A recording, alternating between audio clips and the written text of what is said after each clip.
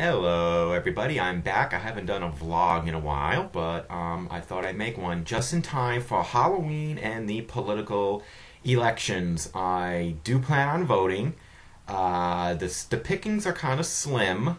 You got the Tea Party and on a rage, and it kind of really sucks. And Halloween's just around the corner. And so I decided, why don't I mix the two for all you YouTube people? Most people see horror films as being nothing but a bunch of splatteristic festivity of gore and naked boobies, and most of them are. But I guess most people don't realize that there's actually a lot of horror films out there that actually have deep social and political commentary. So I'm going to talk about a few of them. I guarantee I won't be able to get through all of them, but I'm going to show you some horror films that have actually political and social meaning in it. Let me get one. Pick one out here. Here's one for you. Hell of the Living Dead. General idea is about these soldiers escaping zombies in Papua New Guinea. Gorefest Grindhouse. Now, you tell me that something like this would have political meaning, and there is a slight undertow of the idea of European colonialism. This pretty much, you have like these bunch of these white guys shooting up black zombies, and it kind of raises these things about the past of Europeans colonizing third world countries. So, next one up. Alligator. Believe it or not, it's kind of self-explanatory what this is about. It's about an alligator getting loose in Chicago. Gets very big, kind of based on the urban legends when you flush alligators down the toilet. Now, it does have a little bit of a social aspect to it. It kind of shows how when the poor get screwed over, people don't really care about it. The alligator moves from the poor ghettos to the upper class neighborhood, and when it gets to the upper class neighborhood, then it becomes a problem for the government, the officials. So, you know, how true is that? If it happens to the poor, no one cares. Next one up. Hostel. This is a torture fest, kind of beginning of what is known as torture porn, about these kids who get captured and paid for, people paid to torture them and stuff like that. It kind of deals with of Americans' ignorance of foreigners, you know, kind of like a little bit like Borat, that people think that, you know, it's just like, it deals with how Americans are just scared of foreigners and really ignorant. One of the characters in here makes total lies about Slovakia, and because being Americans and that we generally don't think outside the box, they believe it, and other things too. You know, generally Americans are very scared of foreigners. Anyone that's different, ask anyone. Usually, you see it in more conservative-based areas. Do you get the fear of foreigners? Next one up is a classic, Night of the Living Dead. Got the sticker still on it. This one was more by accident because George Romero really had this idea of like the old ways coming and the new ways.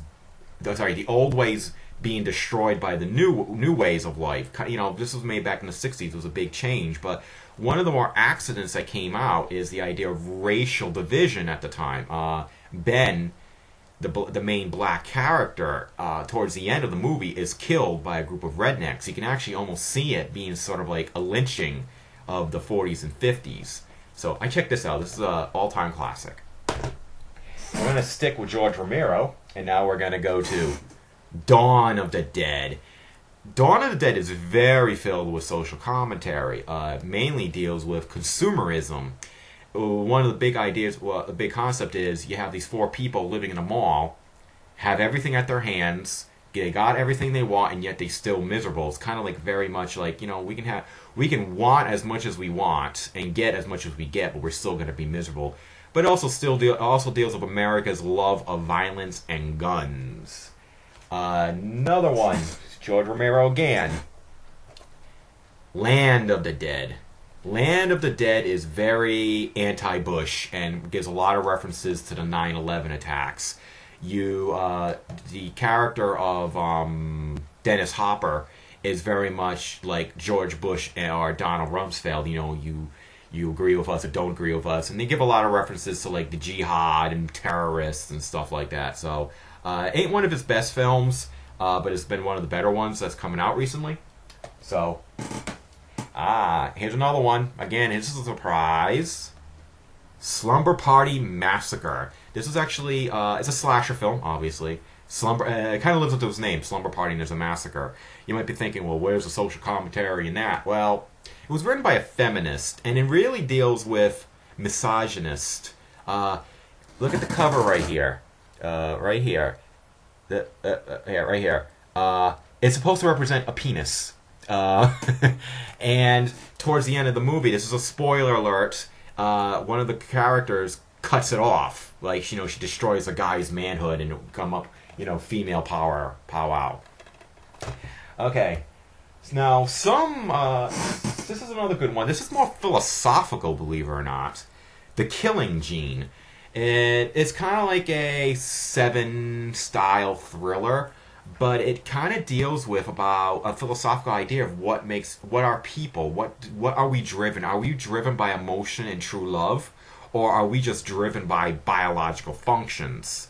And so it's actually a pretty interesting and very dark film. Got some other movies here that are just more blunt, in your face, political and social commentary. The Final. Recently, we've had a string of suicides of people who are bullied. So this one is kind of more important nowadays. This deals with a bunch of high school kids who were bullied who get revenge on the people who bully them. It's more kind of like Columbine-ish. They don't really kill anyone. Spoilers again. They more torture them. But this has a very strong anti-bully message that's just blunt in your face. And that could turn off some people.